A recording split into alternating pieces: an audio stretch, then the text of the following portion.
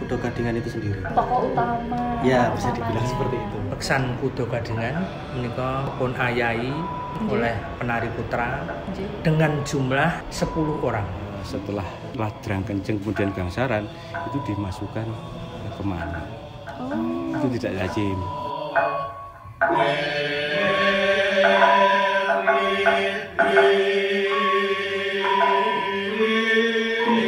Habis latihan tuh biasanya pada transitnya di area sini ya. Iya. Wah, ini Sudah ada penarinya nih. yang tadi ada di pendopo ini. Iya. Langsung aja kita tanya. Ya.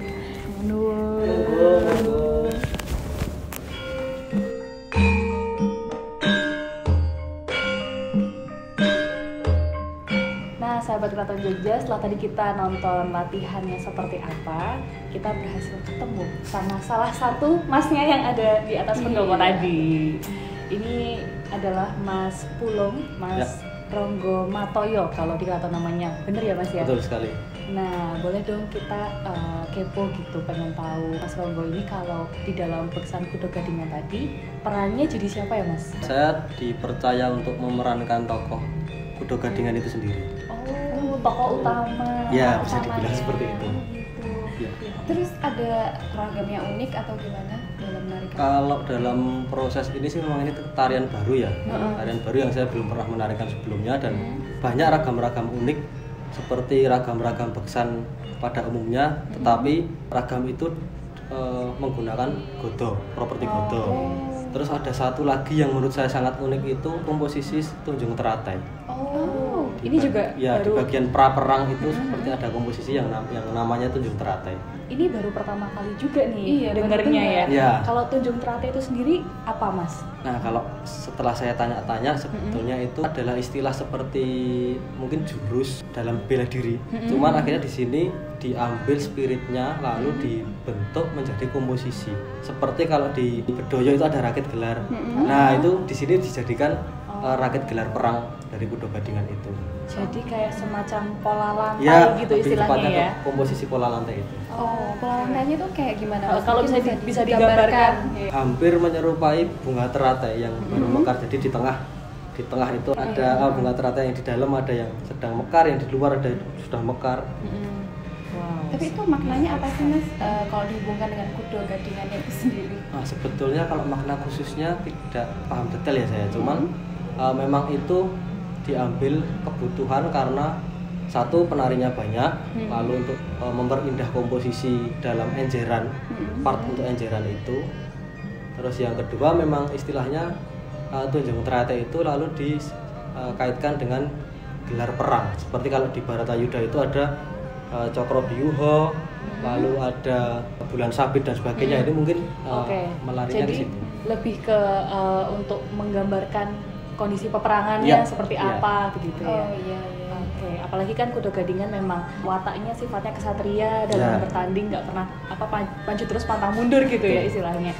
Oke, kalau gitu terima kasih Mas. Sama-sama. Mas Ronggo sudah menyempatkan waktu. Kita mau lanjut ngobrol-ngobrol sama Siap, lain. siap. Monggo.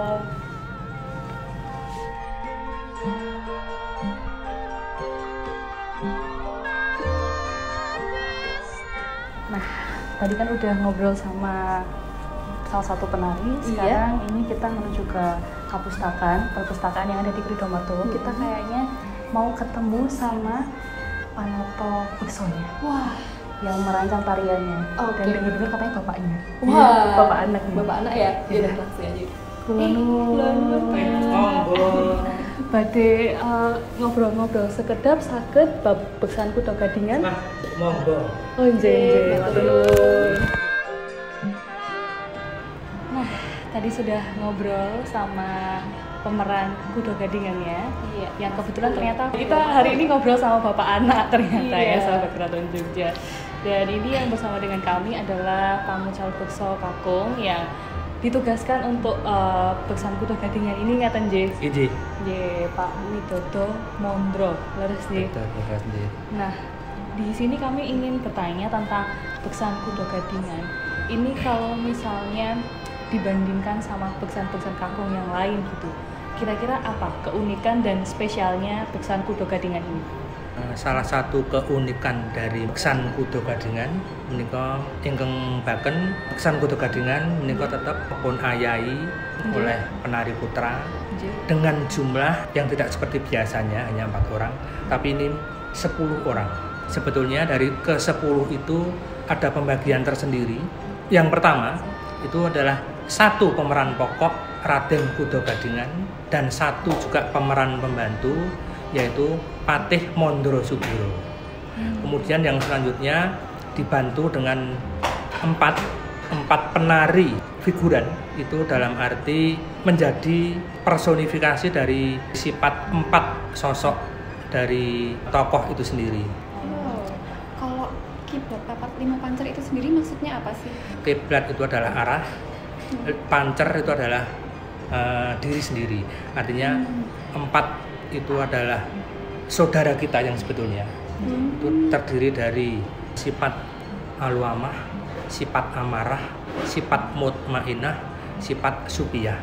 Yang masing-masing itu ada pada diri kita sendiri-sendiri. Hampir seperti filosofi dalam Serimpi nggak Bang J? Sama, hampir sama ya. Nah, yang disebut pancer adalah diri kita sendiri. Kemudian untuk beksan Kudo Gadingan ini apakah ada properti khusus yang digunakan? Ya, untuk properti dari ke-10 paraga tari sedaya ngagem godo kalian bindi. Oh, godo dan Godo kalian bindi. Godo itu biasa dipakai oleh tokoh-tokoh yang bersifat antagonis. Kemudian yang bindi biasa dipakai oleh tokoh-tokoh yang bersifat protagonis. Perbedaannya? Perbedaannya nanti ada di apa? Ada di wujud. Wujud.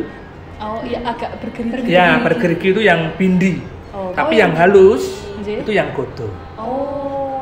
Nah, kemudian kalau untuk beksan ini sendiri kira-kira pernah dipentaskan sebelumnya kah atau belum atau terus bindi? Sebetulnya yang agak sulit bagi saya untuk menyatakan bahwa tarian ini sudah pernah dilakukan atau belum, karena menurut serat yang saya tampi dari waktu itu manuskrip itu memang yasan dalam sinuwun kaping gangsal. Sinuwun kaping gangsal. Dan itu dalam bentuk seratan. Artinya di sana belum ada deskripsi gerak, belum ada petunjuk bahwa iki kinantang, iki kambeng, iki bapang, tidak ada petunjuk tentang gerakannya deskripsi. Ya. Hanya memang sudah tersirat di dalam seratan itu beberapa yang menunjukkan bahwa misalnya ada kondo.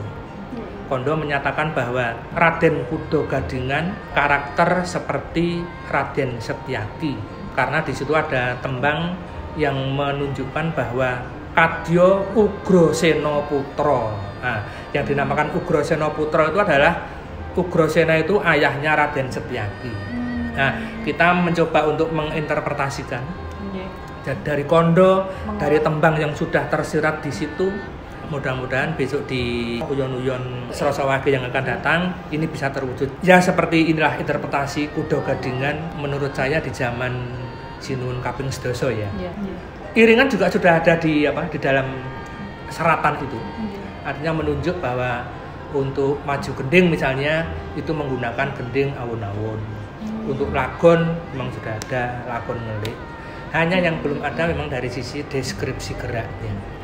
Bicara tentang gending, kayaknya kita boleh nanya ke penata gending ya langsung mungkin ya. Jadi matur nuwun Pak Sami-sami sudah meluangkan waktu ya setelah latihan. Bisa ngobrol-ngobrol, matur nuwun sami-sami. Kita pamit mau ketemu sama Pak Penewu Ngeksi Brongto nggih untuk penata gendingnya nggih. Nggih. Ya sampun matur nuwun. Monggo.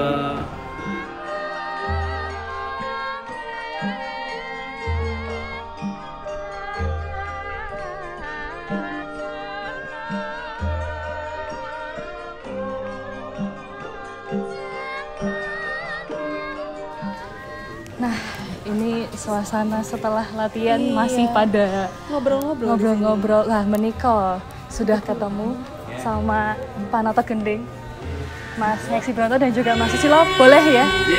Lanjut. Keraton Jogja, setelah tadi ketemu ngobrol-ngobrol sama Panoto Bekso, kali ini kita bersama Panoto Gending, Penewon Yaksi Bronto, dan juga ada Mas Susilo Madyo membahas Beksan Kudo Gadingan dan Uyon-Uyon Hadiluhung pada keseluruhannya. Ini sebenarnya punya pertanyaan, kira-kira apa tantangan dalam menyiapkan gending-gending yang akan ditampilkan dalam Uyon-Uyon Hadiluhung? Untuk garapan yang ini Kuda Gadingan kan garapan yang baru ya. Jadi baru itu tantangannya banyak karena harus menggali, harus melihat. Ya, jadi dalam naskah itu urut-urutannya itu tidak sampai selesai. Jadi hanya sampai pada di sini ada ladrang kenceng. Jadi kenceng, setelah kenceng itu sudah menurut tafsir daripada penata tari maupun penata iringan. Ya, kemudian ini request dari Kanjeng Pangeran ya. Setelah ladrang kenceng kemudian gangsaran itu dimasukkan kemana. Itu tidak lazim, Jadi biasanya kemana itu hanya dipakai di dalam bedoyo. Jadi ini kemudian mencoba karena sinyal dari Kanjeng Pangeran bahwa sekarang saatnya untuk mengangkat jadi mengutak-atik. Dari abdi-abdi dalam yang muda-muda itu sudah ya, untuk mengutak-atik dari eksplorasi daripada gamelan-gamelan yang ada di keraton. Nah kemudian terciptalah ini kemana kemudian digirongi kemana, kemudian ada tambahan bunang penembung. Nah ini kebetulan vokalnya dari kemana itu yang bikin Mas Udono Susilo Madyo. Nah terus untuk menambah suasana lebih istilahnya mengenai ya. Jadi tambahkan ini instrumen namanya sekar delimo. Sekar delimo ya. Jadi itu biasanya sekar delimo dipakai dalam kodok ngorek. Nah, kita mencoba kalau nanti itu bisa masuk maka akan sekar delimo dimasukkan. Dan yang kedua ada sinergi daripada konco musikan menggarap, karena biasanya kalau musikan itu digarap dengan gamelan pelok. Kalau ini garapannya selendro. Jadi pasti berbeda. Jadi tapi ini baru mencoba. Jadi kalau nanti seumpama ini kan dimasukkan ke kodok ngorek. Dari irama 1 kemudian irama 2 itu ada namanya ayam sepinang. Biasanya yang main saron, ini dimainkan trompet. Tantangannya itu.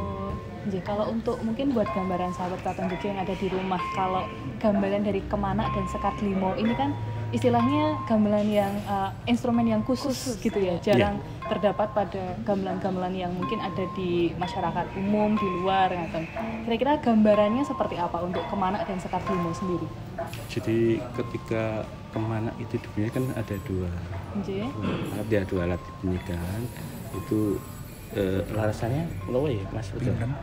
Pi sama 6, 7 sama 6. Larasan 7 sama 6. Pi 6 tuh.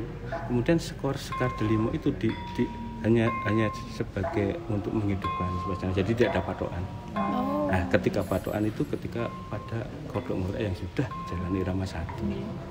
Jadi nanti uniknya di situ. Jadi sekar delimo dan Kemana ini supaya membuat suasana lebih ngena gitu. Iya. Menarik. Ya biasanya karena memang ini semua proses ya. Jadi mencari nanti kalau ini bisa enak, bisa masuk ya. Mungkin untuk garapan berikutnya bisa dimasukkan. Menarik sekali, ada banyak yang baru, banyak yang spesial, banyak yang istimewa di Beksan Kudo Gadingan. Pastinya semakin penasaran nih. Sepertinya itu saja yang kami tanyakan. Matur nuwun untuk waktunya, Mas Yaksi Bronto dan Mas Udono Susilo Madyo atas keterangannya. Matur nuwun. Monggo.